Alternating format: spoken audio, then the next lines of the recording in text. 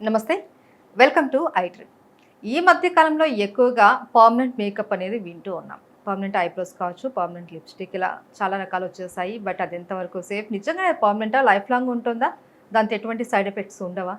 దీని గురించి అడిగి తెలుసుకునే ప్రయత్నం చేద్దాం. మనతో పాటు ఉన్నారు ప్రముఖ డెర్మటాలజిస్ట్ డాక్టర్ డెబస్మిత. వారితో మాట్లాడి. నమస్తే అండి. నమస్తే అండి. అసలు ఈ పర్మనెంట్ మేకప్ అనేది ఈ మధ్య బాగా ఎక్కువ వినేస్తున్నాం. సెలబ్రిటీస్ కాడ నుంచి కూడా కామన్ అవును. పీపుల్స్ కూడా ఎక్కువ ఇంట్రెస్ట్ అవును. అవును. చూపిస్తున్నారు. అవును. సో, ఈ పర్మనెంట్ మేకప్ అనేది నిజంగా పర్మనెంటేనంటారా? లేదు అండి. పర్మనెంట్ అయితే పర్మనెంట్ కాదు. హ్మ్. We can call it semi permanent అవ్వచ్చు. ఓకే. ఓకే. బట్ పర్మనెంట్ కాదు. ఎందుకంటే హ్మ్. ఇది మనం ఎట్లా చేస్తున్నా అంటే పిగ్మెంట్ మనకి ఇప్పుడు ఐబ్రోస్ కానీ మనం ఇప్పుడు మాక్సిమం క్లయింట్స్ చేసిన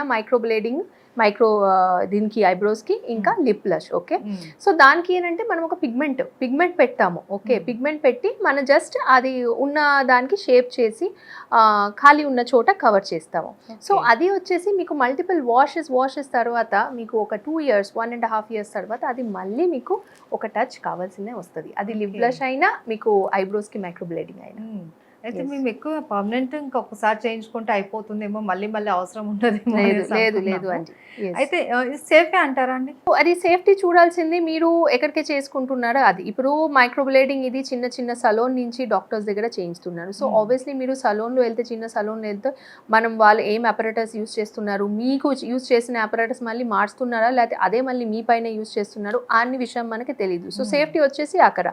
కరెక్ట్ చోట అండర్ గుడ్ హ్యాండ్స్ అది డాక్టర్ ఉండొచ్చు, డాక్టర్ కింద ట్రైన్డ్ టెక్నీషియన్ ఉండొచ్చు. అక్కడే చేయిస్తే ప్రొసీడ్యూర్ చేయడానికి సైడ్ ఎఫెక్ట్స్ ఏమి ఉండదు. బట్ సరిగ్గా చేయలేకపోతే మీకు ఇన్ఫెక్షన్ ఛాన్సెస్ ఉంటాయి. హ్మ్. తర్వాత మేబీ కరెక్ట్ చేయలేకపోతే మీకు అన్యూనిఫార్మిటీ ఉంటాయి. లైక్ కాస్మెటికలీ అది బాగుండదు. ఒకటి హ్మ్. పెద్దగా ఉంటే, ఒకటి లావగా ఉంటే, ఒకటి చిన్నగా ఉంటే, ఎక్కువ పిగ్మెంట్ ఫిల్ చేస్తే మళ్ళీ అది కూడా మీకు కాస్మెటికలీ బాగుండదు. హ్మ్. సో, అట్లా ఉంటాయి. బట్ మెజారిటీ అంత ఏమీ ఛాలెంజింగ్ ఏమీ సైడ్ ఎఫెక్ట్స్ ఉండవు. హ్మ్.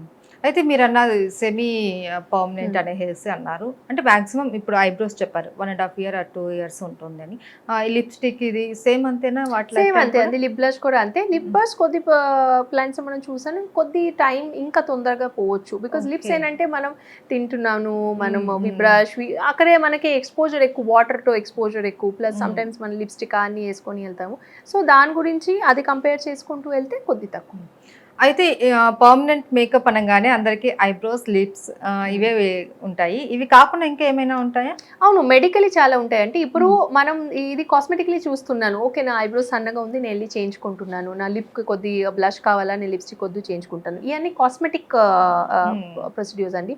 బట్ కొన్ని పర్సన్స్ అట్లా కూడా ఉంటాయి పేషెంట్స్. వాళ్ళకి అలోపేషియా ఏరియాటా అనే కండిషన్ ఉంటాయి. హ్మ్. అలోపేషియా ఏరియాటాలో ఏమవుతది మీకు ప్యాచెస్‌లో జుట్టు ఊడిపోతది. అవును. ఓకే.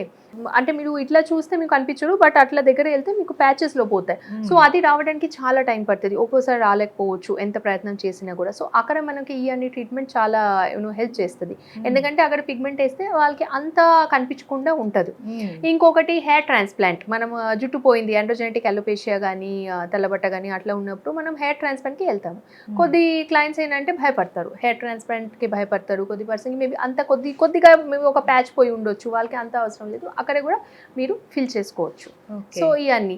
తర్వాత ఇక టాటూయింగ్‌లో గూడా ఈ మధ్య టాటూ హ్మ్. వచ్చింది. మనం పూర్తిగా టాటూ తీయడం వద్దు. అట్లనే ఉంచేసి దానికి ఏదో ఒక మోడిఫికేషన్ చేద్దామంటే అక్కడ గూడా మీరు పిగ్మెంట్ ఫిల్ చేసి ఏదో ఒకటి చేయొచ్చు. ఓకే.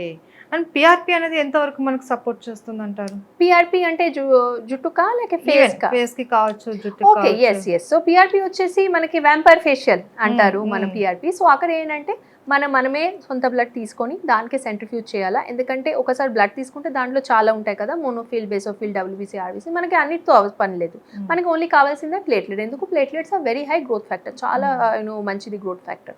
సో, అది సెంట్రిఫ్యూజ్ చేయాలి. అప్పుడే మనకి ఆ ప్లాస్మా వస్తది. ప్లాస్మాకి మనం ఇంజెక్షన్‌లో తీసుకొని ఇస్తాము. సో, ఇది వచ్చేసి చాలా మంచి ట్రీట్మెంట్ అండి. ఓకే. ఫేస్‌కి మనం తీసుకోవచ్చు. హెయిర్‌కి కూడా తీసుకోవచ్చు. హ్మ్. డెర్మటాలజీ లో చూస్తే ఫేస్‌కి అయితే మనం మామూలుగా ఫేస్ రిజువినేషన్ కావాలా అని చేసుకోవచ్చు. కొద్ది క్లయింట్స్‌కి ఫైన్ లైన్స్, రింకిల్స్ రిమూవ్ చేయాలని చేయొచ్చు. హ్మ్. కొద్ది మటుకు గ్లో కావాలా జస్ట్ మెయింటెనెన్స్ లాగా అని చేయొచ్చు. హ్మ్. జుట్టులో ఎళ్తే మీకు చాలా ఎక్కువ హెయిర్ ఫాల్ అవుతుంది. మీరు మెడికల్ అయిన ట్రీట్మెంట్ తీసుకుంటున్నారు. కానీ మీకు కంట్రోల్ అవ్వట్లేదు. మీరు హ్మ్. ఐడియల్లీ ఇప్పుడు హెయిర్ ట్రాన్స్‌ప్లాంట్‌కి క్యాండిడేట్ కాదు. సో, మీరు మధ్యలో ఉన్నప్పుడు మీరు పీఆర్‌పీలో ఎళ్ళిపోవచ్చు. చాలా మంచి రిజల్ట్స్ వస్తాయి. మల్టిపుల్ సెషన్స్‌లో ప్రాసెస్ సేమే ఉంటాయండి. హ్మ్. జస్ట్ దట్ మనం పీఆర్‌పీ ట్యూబ్స్ ఎక్కువ పడతాయి, ఎందుకంటే కవర్ చేయాలి కదా మొత్తం స్కాల్ప్. సో అట్లా మామూలుగా పోస్ట్ హెయిర్ ట్రాన్స్ప్లాంట్ అయిపోయింది, okay. So it is a very crucial చేజ్, ఎందుకంటే మనం అంత కష్టపడి చేయించాను, okay. It is a tedious process కూడా. సో అప్పుడు మెయింటెనెన్స్ కోసం కూడా మెయింటెనెన్స్కి వెళ్ళొచ్చు. ఇది కూడా ఒక లంచ్ టైం ప్రొసీడ్యూర్, మీరు జస్ట్ వచ్చి ఒక 1 అవర్లో మీకు అన్నీ అయిపోతుంది. అనెస్థీషియా క్రీమ్ పెట్టి మనం చేయిస్తాము, సో నొప్పి అయితే మీకు ఏమీ ఉండదు. డర్మటాలజీ కాకపోతే కూడా ఇప్పుడు ఆర్థోపెడిషియన్స్ వాళ్ళు కూడా ఫర్ నీ పెయిన్, ఆర్థరైటిస్ వాళ్ళకి కూడా పిఆర్పి అయితే యూజ్ చేస్తున్నారు. సో పిఆర్పి వచ్చేసి ఇప్పుడు వెరీ వెరీ అడ్వాన్స్డ్ అండ్ చాలా ఫేమస్ అయిపోయింది అండ్ రిజల్ట్స్ కూడా చాలా మంచిది ఉంది అండి.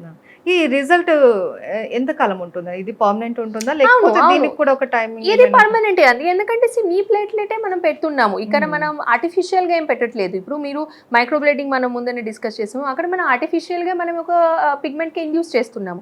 ఇక్కడ మనం ఏం ఆర్టిఫిషియల్ గా చేయట్లేదు, మీ ఓన్ ప్లేట్లెట్స్ తీసి మనం మళ్ళీ జుట్టుకు పెడుతున్నాము, లేకపోతే లిప్స్ కి యూజ్ చేస్తున్నాము.